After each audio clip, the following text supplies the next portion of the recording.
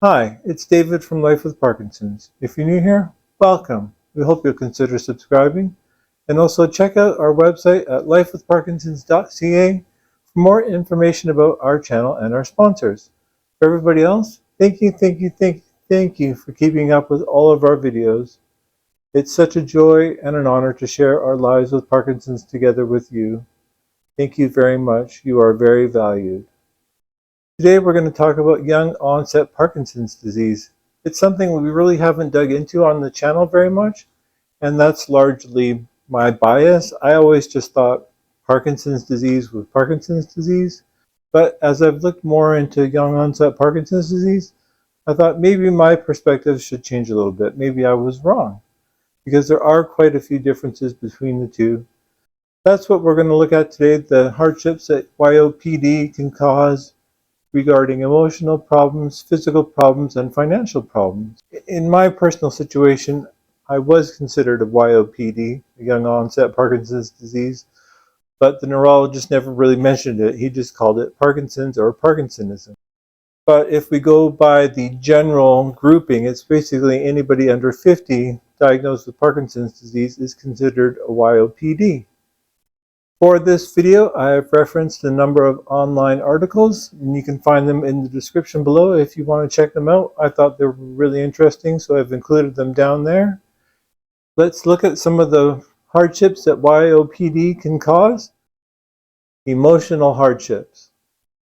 Shortly after my diagnosis day on May 28, 2017, my wife and I were feeling very frustrated and very overwhelmed because it's an overwhelming day. It's like you walk into the office going, I wonder what's wrong with me, and you walk out going, what the heck is Parkinson's, or what the heck is young onset Parkinson's disease?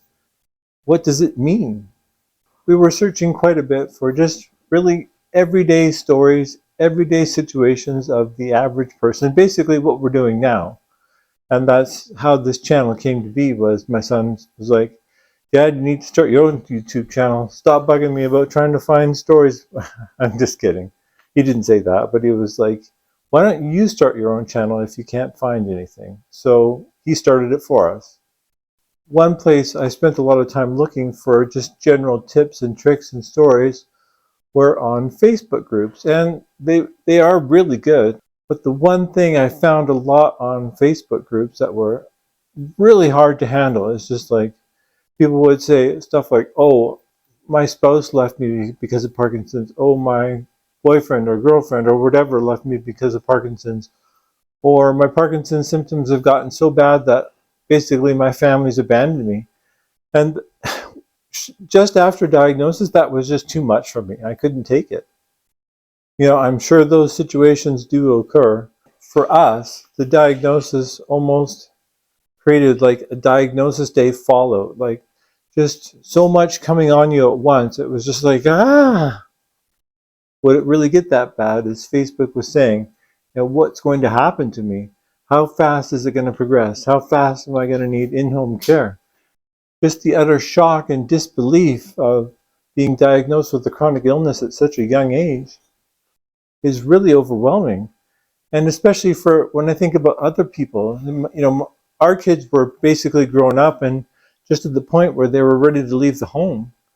You know, what is it like for people with young kids, or people that are just starting to have children, to get to add that diagnosis on top of that? Is just got to be overwhelming. My heart just goes out to them. At the time of my diagnosis, Haley and I were planning some major life changes and decisions, and my family doctor was like, hold on, don't make any decisions before you see the neurologist. From what I've gathered the last few years, and from what I've noticed, and from conversations that I've had, the biggest issue that I found is most people, when they get the diagnosis at such a young age, they come to the point where they finally realize they're not as in control of their health as they thought they were. That is a very bitter pill to swallow, and I'm going to go out on a limb here and say that you can't control the progression of your symptoms. There are things you can do to slow it down, but in the background, it's going to progress on its own anyway. And I think that is a very hard thing to accept for a lot of people, including myself. So that's my own personal opinion. If you disagree with me, please let me know in the comments below. In my opinion, the best thing that you can do for yourself is forget the lie. You can be anything that you want to be if you can just think about it enough. Or Think and Grow Rich.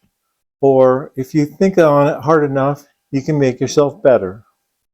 Well, when I think about that stuff, it's like, I didn't think about having a chronic illness. So how the heck did that happen?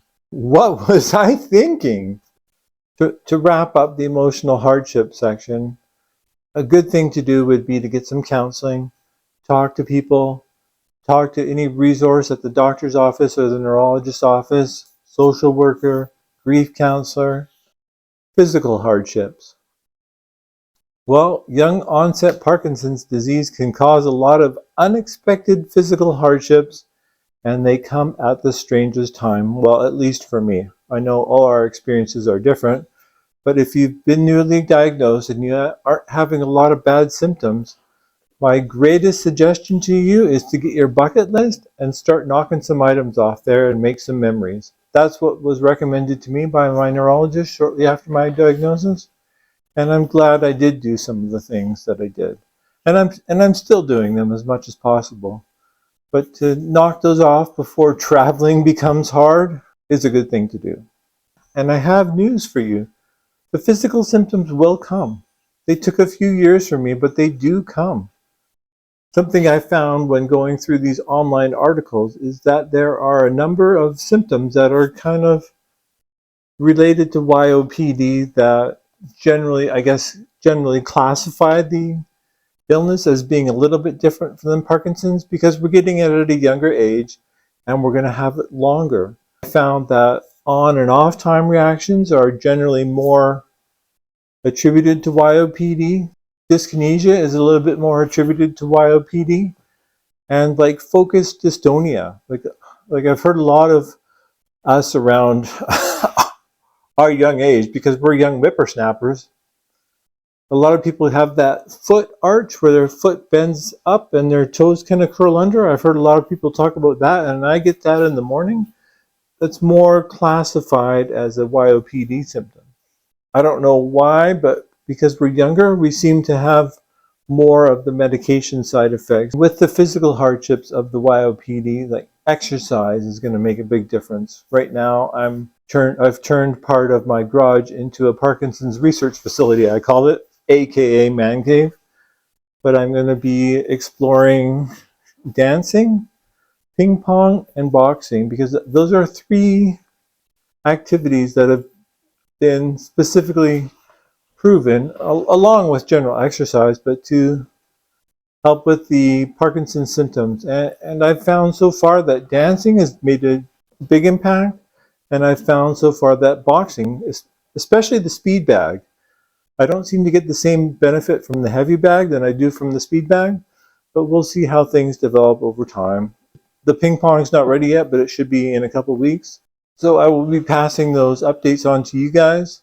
The physical symptoms can be helped a lot by exercise. Like I said earlier, the physical symptoms are coming. There's going to be loss of balance potentially coming. Like, we don't all get the same symptoms. The chance of falls is universal because we're all going to eventually be met with freezing. I think the statistic is like up to 80% of people with Parkinson's will experience freezing episodes. And when I'm off, my freezing episodes are pretty extreme now. So I've done everything I can to build that balance and muscle mass up, because falls are a bad thing. So you definitely want to get ahead of that physical fallout situation that can happen and get on the exercise as much as you can. Like, talk to a physiotherapist, talk to a personal trainer, talk to your medical team. Those are definitely places to start at. And the physical fallout is really hard to deal with, because for me, I was in a very physical job when I got diagnosed. I was an overhead door technician. And with Parkinson's disease, I was getting quite concerned about the balance issue. Getting diagnosed as YOPD can be devastating for some people, including myself, because the job I was in was very physical. if you have YOPD and you are in a physical job, that creates a whole new layer of stress, because it's like, oh, okay. What I did is I went out and got a less physical job, but I found that I wasn't, as a used car salesman, I wasn't very good at it. The best thing that I can suggest is, unfortunately, we have to plan something different. If we've got people at home counting on us to bring home the paycheck, what else can I say? The reality is, man, we got YOPD. And if you're in that physical job and it's not working out for you, you either got to leave it or find something else. Sometimes life isn't fair. Financial hardships.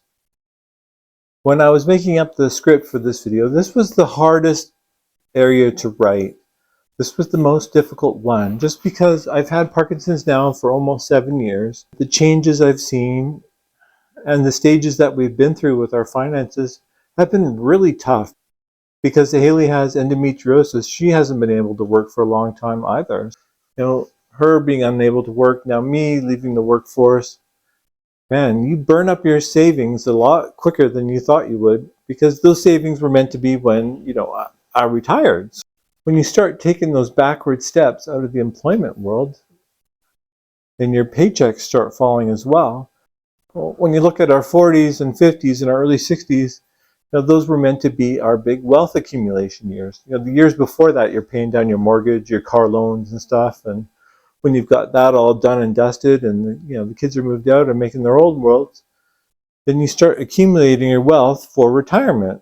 Well, at 43, the dementia specialist I saw was like, you need to make plans to retire now. Crazy guy says, what? Because the kids were just leaving the home and creating their own worlds, and we were going to start saving up for retirement and thinking about the future. Okay, when can I leave the workforce? Oh, okay, age 43 apparently. I did work full-time for a couple extra years, but it was basically age 45 that I was starting to cut back. Obviously when you look at 65 minus 45, you get 20. So there were 20 more years I was meant to be working at least. So when you start tapping into your savings that you're using 20 years early, they run out pretty quick, especially when you reach that point with the Parkinson's that I'm kind of reaching now, is when you need to start doing some home modifications and buying some medical equipment. The financial hardships of YOPD might not come right away, but they will start to come as your medication increases and your costs for medication increase. I put out a short about that a little while ago, about how much 3 months of levodopa carbidopa does cost to fuel the Parkinson's furnace in my body, the dopamine furnace. But you start adding up the cost of your medications with your reduced wage, and then throw in some home medical devices there, it burns up pretty quick.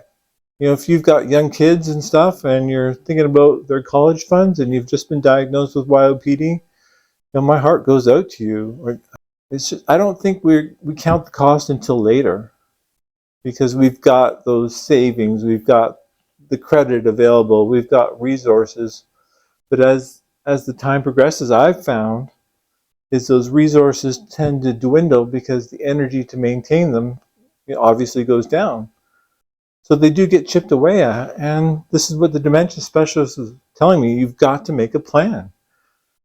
And it might not be an ideal one, I found, because you don't have the time and resources to wait it out another 20 years. You just don't know when the symptoms are going to come. It's different for everyone, and that's what I'm trying to say. Giving you the advice I was given: make some sort of plan. There is no alternative. You have no choice. You've been diagnosed with a chronic illness at a very young age, and you've got to make do with what you have somehow. What do? Do we move back in with mom and dad again? No, they're not going to want us. That'll be 3 times. So just basically based on my own research, I found there's another financial fallout coming. It's later down the road. It doesn't happen right away. But when it creeps up on you, it does creep up. Okay, that's my take on YOPD and the emotional, physical, and financial hardships that it can create. watch out for the fallout. So thank you for watching and supporting this channel. Thank you for taking this journey together. And if you have any questions or comments, please leave them below and I am happy to answer them. And I hope you guys have a great day. Thank you again for watching. I'll see you on the next one. Have a good day. Goodbye.